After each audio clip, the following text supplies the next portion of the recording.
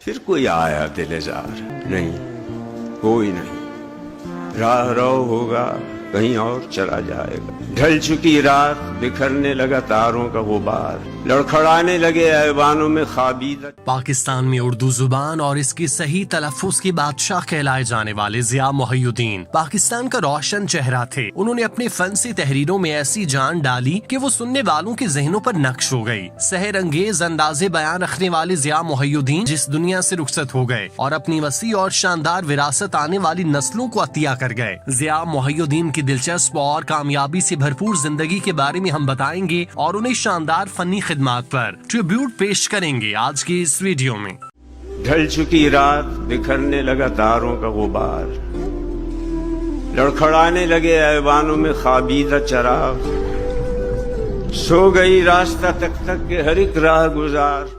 ज़िया मोहिउद्दीन 1933 कोलाइलपुर मौजूदा फैसलाबाद के इल्मी खानदान में पैदा हुए। आपके वालिद खालिद मोहिउद्दीन इल्मो तदरीस के साथ वाबस्ता थे। इसके अलावा उन्हें लिखने का शगफ भी था। खालिद मोहिउद्दीन ने पाकिस्तान की पहली फिल्म तेरी याद की कहानी और मकाल में तहरीर किए थे और यूं वो पाकिस्तान फिल्म इंडस्ट्री के सबसे पहले मुसन्निफ करार पाए। ज़िया मोहिउद्दीन ने अपने घर के माहौल में इल्म की बुलंद इक़दार देखी, जिसके बायस उनके दिल में भी इल्म की भरपूर तड़प पैदा हुई और उन्होंने लाहौर के गवर्नमेंट कॉलेज का रुख किया, जहां उन्हें अपने अंदर सलाहियतों को पहचानने का मौका मिला। गवर्नमेंट कॉलेज से ग्रेजुएशन करने के बाद जब ज़िया मोहिउद्दीन की इल्मी प्यास न बुझी तो उन्होंने ऑस्ट्रेलिया का रखते सफर बांधा। इल्मो आगाही और फन से आशनाई हासिल करने के लिए बरतानिया का रुख किया और बरतानिया की रॉयल एकेडमी ऑफ आर्ट से वाबस्ता हो गए। ज़िया मोहिउद्दीन ने इस एकेडमी से अदाकारी और सदाकारी की तरबियत हासिल की और फिर यहीं से इसका आगाज किया। 50 की दिहाई में जब अपने वतन की याद सताई तो पाकिस्तान वापस लौटे और रेडियो पाकिस्तान से बतौर सदाकार वाबस्ता हो गए। इस दौरान कई ड्रामों में अदाकारी के जलवे भी बखेरे। 1956 तक वो पाकिस्तान में महदूद रहे। 1956 तक वो पाकिस्तान में रहे, लेकिन जब उन्होंने देखा कि उनका यहाँ मुस्तकबिल रोशन नहीं तो उन्होंने अपनी इस्तेदाद और काबिलियत बढ़ाने की गर्ज से बरतानिया का दोबारा सफर किया। ज़िया मोहिउद्दीन अदाकारी और सदाकारी से वाकिफ हो चुके थे, ताहम वो अपना स्कोर बढ़ाने के लिए डायरेक्शन भी सीखना चाहते थे, जिसके लिए उन्होंने बरतानिया के एक इदारे से डायरेक्शन की तालीम लेना शुरू की। 1960 में आलमी शोहरत याफ्ता अदीब फास्टर की मकबूल novel the passage to India को बरतानिया में स्टेज प्ले के तौर पर पेश किया गया, जिसमें ज़िया मोहिउद्दीन ने डॉक्टर अजीज का किरदार अदा किया। ज़िया मोहिउद्दीन ने इस ड्रामे में अपनी आवाज के जीरो बम और लहजे से शायकीन को अपना गर्विता बना लिया। स्टेज की दुनिया में उन्हें लेजेंड की तरह ट्रीट किया जाने लगा। उन्हें अपने शानदार फन की बदौलत हॉलीवुड में भी अदाकारी के जलवे बखेरने का मौका नसीब हुआ। 1962 में हॉलीवुड की तारीख की मकबूल तरीन film Lawrence of Arabia release हुई, जिसने बड़ी तादाद में देखने वालों के दिल जीत लिए। ये फिल्म शानदार कामयाबी से हमकिनार हुई। इस फिल्म में ज़िया मोहिउद्दीन ने तफास का बेहतरीन किरदार अदा किया, जो फिल्म में बड़ी कास्ट होने के बावजूद नुमाया रहा। फिल्म में ज़िया मोहिउद्दीन अपनी आवाज और लहजे के साथ साथ खूबसूरती और अदाकारी के बायस भी छाए रहे। इस फिल्म के बाद ज़िया मोहिउद्दीन मजीद कई फिल्मों में जलवागर हुए। इस दौरान उन्होंने बरतानिया के स्टेज प्लेज में अदाकारी के जौहर भी दिखाए। अपनी सलाहियतों को दायरे गैर में इस्तेमाल करते हुए उन्हें ख्याल आया क्यों न अपने मुल्क में जाकर अपनी जुबान के जरिए मुल्क व कौम की खिदमत करें और उसमें अपना नाम बनाएं। चुनांचे 1970 में ज़िया मोहिउद्दीन एक ताबनाक करियर छोड़कर किस्मत आजमाने पाकिस्तान चले आए।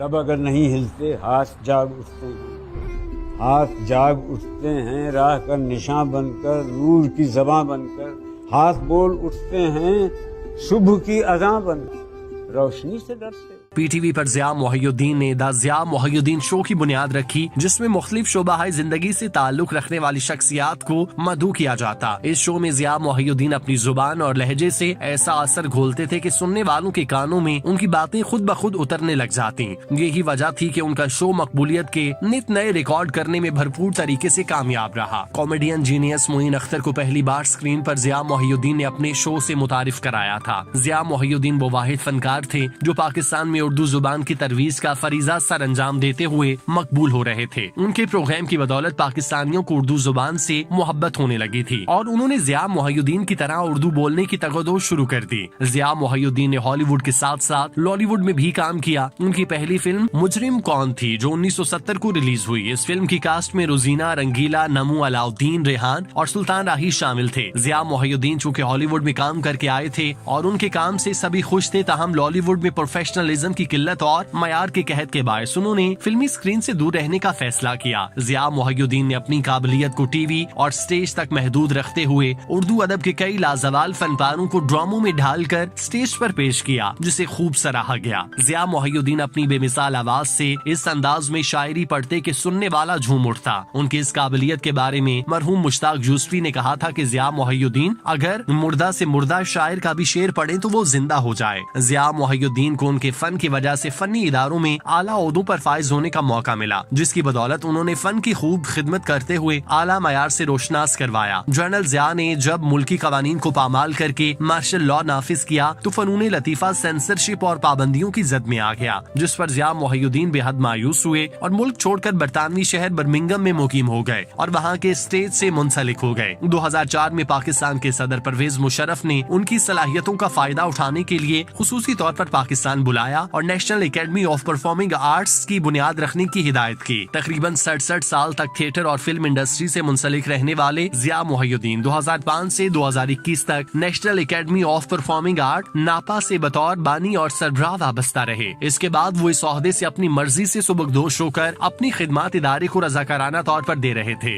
इस दौरान ज़िया मोहिउद्दीन ने सन 2022 में शेक्सपियर के ड्रामे रोमियो एंड जूलियट को उर्दू जुबान में पेश करके तालिब इल्मों को क्लासिकल थिएटर भी सिखाया। ज़िया मोहिउद्दीन उन चंद पाकिस्तानियों में शामिल हैं जिन्होंने पाकिस्तान से बाहर जाकर भी थिएटर और फिल्मों में काम किया। उनका कहना था कि पिछले कई बरस से नापा में हम साल में एक बार दुनिया के अजीम ड्रामों से कोई न कोई एक पेश करते हैं। जब हम अजीम ड्रामा नवीसों का जिक्र करते हैं तो सबसे पहले शेक्सपियर हैं। ज़िया मोहिउद्दीन को हमने टीवी पर कई प्रोग्राम्स की मेजबानी करते देखा और कई दिहाइयों से मुहर्रम के दौरान मरसिये सुनाए गए। एक ऐसे नौजवान है मेरे यहाँ जो जिनके तरकश में तीर हैं, कुछ तंज मजाक के, शायद आपने पहले उन्हें देखा हो।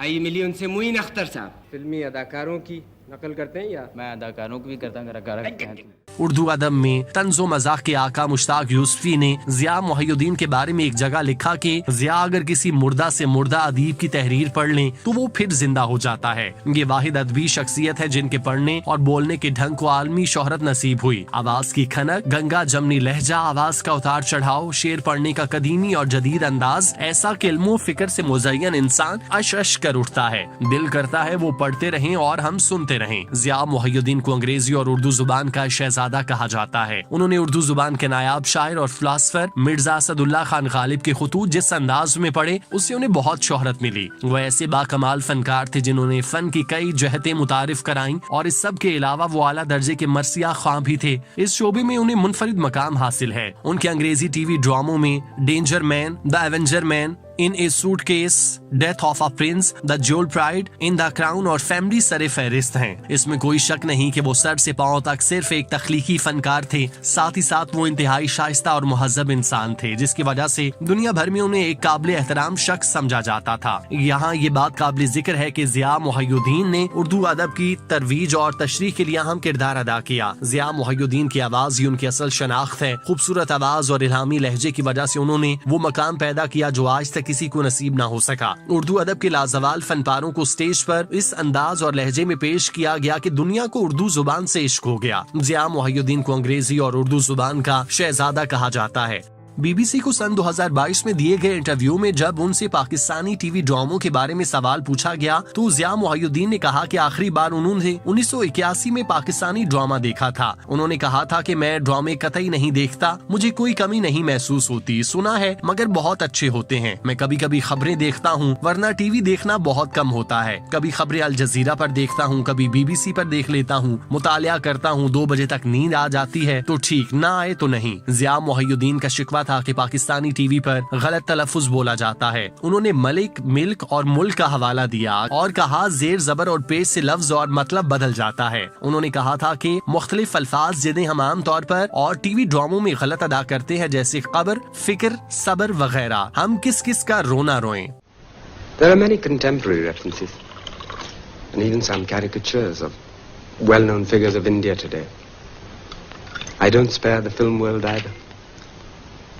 You know, there are times when I feel that Zia Mohiuddin की जाती जिंदगी की बात करें तो उन्होंने 3 शादियां की थीं। उनकी पहली शादी सरवर जमानी से हुई जिससे उनके 2 बेटे हुए। ज़िया मोहिउद्दीन ने जब 1971 में PIA आर्ट्स एकेडमी का डायरेक्टर मुकर्रर किया गया तो दूसरी शादी मारूफ कत्थक रकासा नाहिदा सिद्दीकी से की जिससे उनका एक बेटा पैदा हुआ। 1994 में ज़िया मोहिउद्दीन ने अदाकारा अजरा से शादी की जिससे उनकी एक बेटी पैदा हुई। ज़िया मोहिउद्दीन ने अपनी जिंदगी सुकून और इत्मीनान के साथ गुजारी। पाकिस्तान के लिए उनकी वैसे तो बहुत सी खिदमात हैं, लेकिन उर्दू जुबान की तरवीज के लिए उन्होंने जो कुछ कर दिखाया वो नाकाबिले फरामोश है। ज़िया मोहिउद्दीन जिनकी अंग्रेजी इस कदर शानदार थी कि वो अंग्रेजों को उनकी जुबान में ड्रामा और फिल्म पढ़ाते थे, लेकिन वो जब उर्दू में बात करते तो यूं लगता जैसे कोई लखनऊ का रहने वाला गुफ्तगू कर रहा है। यही उनका हुस्न था जिसकी वजह से उनकी शख्सियत में कई चांद लगे और बरसगीर में लबो लहजे के हवाले से मुनफरिद पहचान बनाने में कामयाब हुए। ज़िया मोहिउद्दीन की फनी खिदमात को रहती दुनिया तक पाकिस्तान में याद रखा जाएगा।